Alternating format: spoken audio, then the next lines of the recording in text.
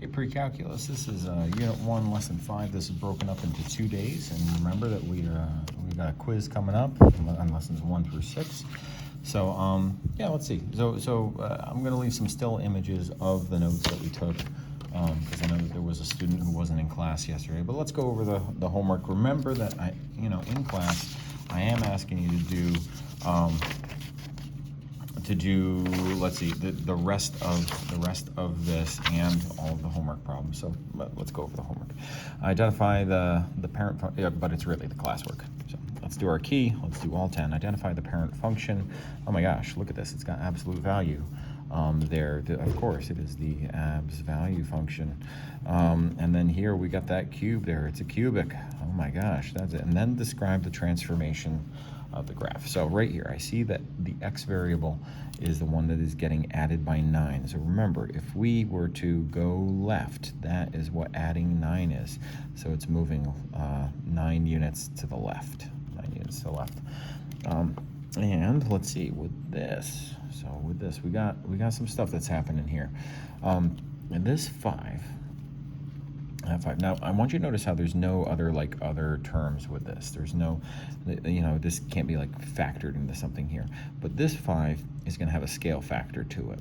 And this 8 is a little -8 that's just tossed on there. That 8 means it's going to be moving down 8 units. That 5 means that it is let's write it out here. It is a vertical dilation or scale. You use whatever word you want to use, a vertical scale or dilation. And in that case, by a factor of 5. Now, what does all of that do to this? All of that means that it's a vertical stretch. And all of the maximums, in this case it'd be minimums, because it's, cubic is not going to, cubic is going to be that S shape, one arm down, one arm up. It's not going to have a maximum or a minimum. But it's going to end up scaling it, stretching it vertically. So it's going to make it look narrower, but really what's happening is that vertical pull. Okay, the graph of y equals x cubed is shifted right 4. Now that's going to be a little -4 and x -4 down 2. That means on the outside of everything, on the wherever that is, it's going to be going down 2 units. So not affecting the whole function itself. And then it's stretched by a factor of 6. Okay, so where the x is, it now gets replaced with this, and it gets cubed. All right, so that takes care of that. The down 2 is just tossing on that -2, and a scale factor of 6 means tossing a 6 out in front of everything. And that's our answer. All right, now, there's other ways to rewrite this. When we look at this, here, there's one little detail here. So because there's stuff going on here with that, there's stuff going on here with this. It's not just x that's being cubed. It's x -4 being cubed, and there's other stuff. So really a technical thing here is that this 6 applies to the entire function that has been shifted. So this 6 is actually distributed to to this term and to that. So I really want you to pay attention to this. That means that we can write this as 6x -4 cubed, okay? All right, and that's the same, but 6 times that would be -12. Now that right there, that's more towards a role model answer, because it's showing that 6 is affected to the whole function that has been shifted left, right, up, and down. Okay. Which of the following equations could represent this graph? Well, it looks like this was the absolute value graph that would have started at 0, 0. It looks like it's moving down 3, so I would expect a -3 outside of stuff. Right there. That's looking like the only one, and the fact that it's moving this way, 1 unit is that +1. It's D. Let's move on. Identify the domain. Ooh, all the possible x and y values for this. Okay, so how we got to think through this? Okay, since it's got a squared, that means that this was a parabola. All right. Okay, and yeah, so that means it's a parabola. We can put in positive x values, negative x values. We'll get a result. The range, though, the range does have a minimum. It wouldn't go below that. But so let's see. Since we've got this 1/2, we got the 6. That 1/2 is just being applied to this. That 6 is going to shift everything down. 1, 2, 3, 4, 5, 6, right down there. Okay.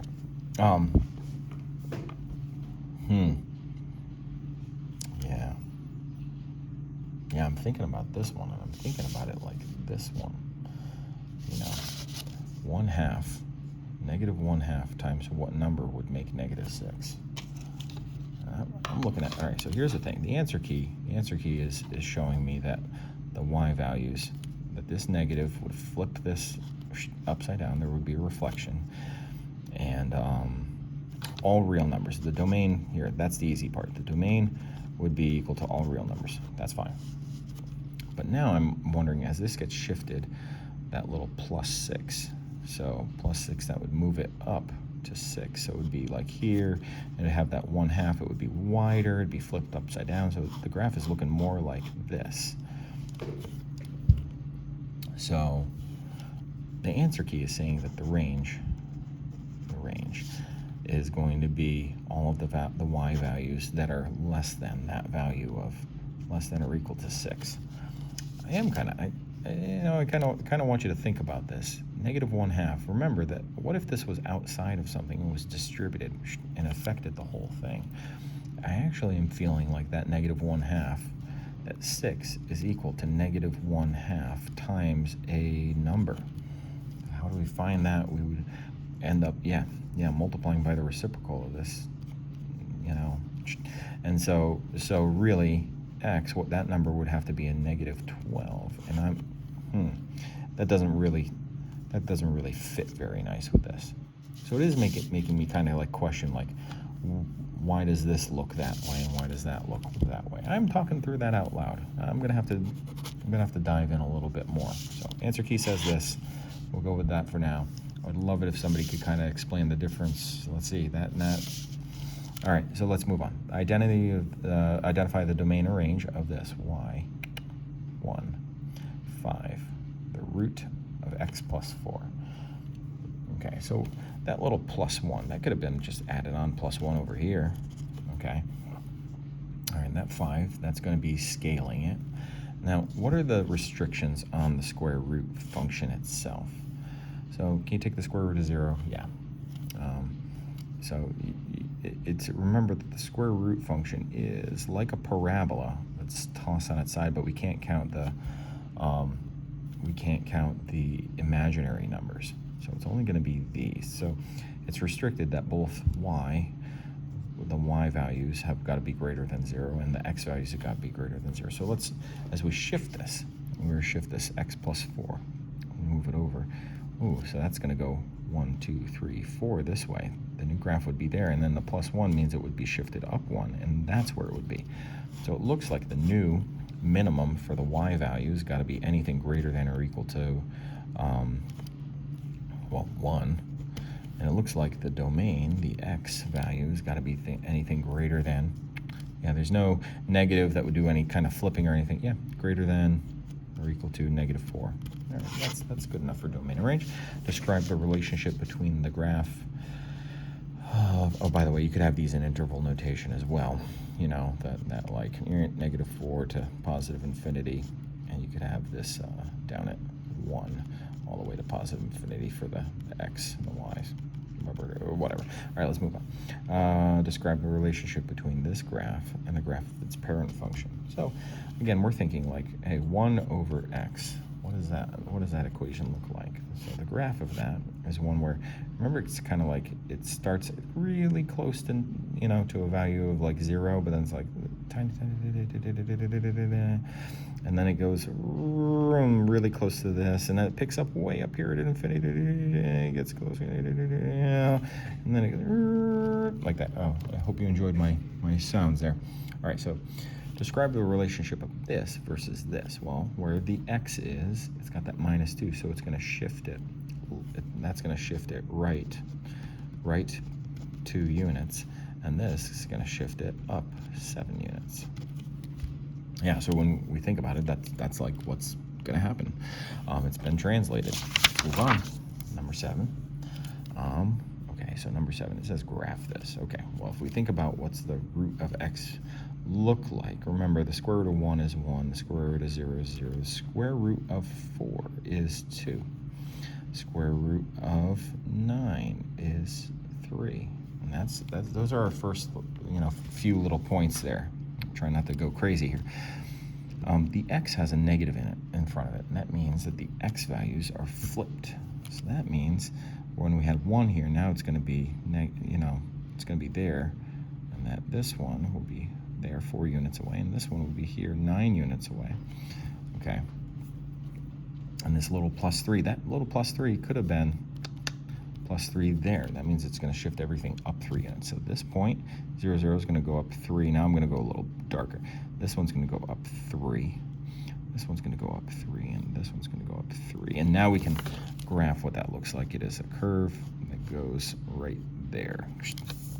Yeah, again, it looks like a little parabola on its side. That's what we're looking for. Okay, again, you could have done that quicker, but I'm in teaching mode of like how do we interpret each of those. So I did the reflection first. All right, let's look at this. So, okay, so this is our 1/x function, but the x has a +5. So that means it's not moving this, it's moving that way. It's moving left 5 units, and this is going down 2 units. So I'm not going to start off with the graph with this. I am going to remember that remember we had already done this one, and that the x and y axis are asymptotes. So that means that the x-axis is going to get shifted down 2 units, and this line is now the new asymptote that the graph can't touch.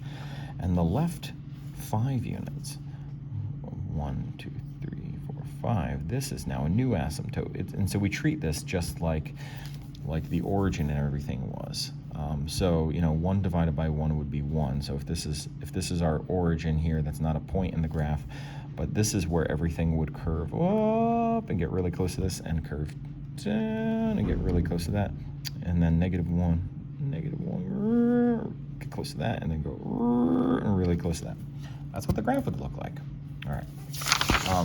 So again, that shift left, right, up, and down, I'm envisioning the boundaries moving left, right, up, and down, and then I can fill in the graph.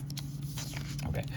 The graph of the function of y = x cubed was transformed according to these transformations given below, resulting in a graph of the function. All right. For some constants a, b, c, reflect. All right, so a reflection over the x-axis. So what are we doing here? What's the question?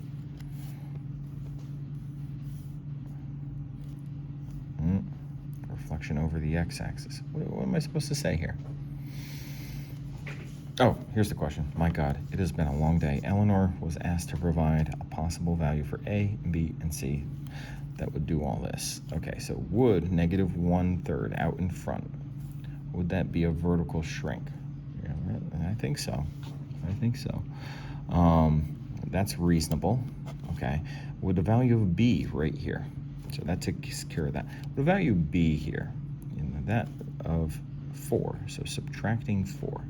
Subtracting 4 would mean moving right 4, so horizontal shift left. Oh, no, so that one wouldn't work. All right, but if she had said like -4, so minus a -4 would be like plus a +4. We'd have that like +4 that would move it left. That would do it. And let's see, C, the 7 here. Well, a 7, if we put that there, would end up, would end up moving it up. All right, so we'll end up moving it up 7. Is that what they say? Okay, yeah, that works. So that 7 works. Now let's check this, a reflection over the x-axis. So remember, if we're reflecting over the x-axis, that is a vertical. Ooh, that's hard to do upside down. Oh yeah, V, and then, ooh, what's the E upside down? I don't even know. for E is, I made it look like an A by accident, but whatever. It's a vertical reflection. That's bad. That means we would want the opposite of the y values, the opposite of that. So we want this coefficient out in front to be negative, and it is, so that gets a double check. Okay, great. All right, we decoded that question. All right, using the graph of g of x, show the sketch of the transformation of g opposite x plus 2. Okay. All right, so this means it's going to be a horizontal reflection.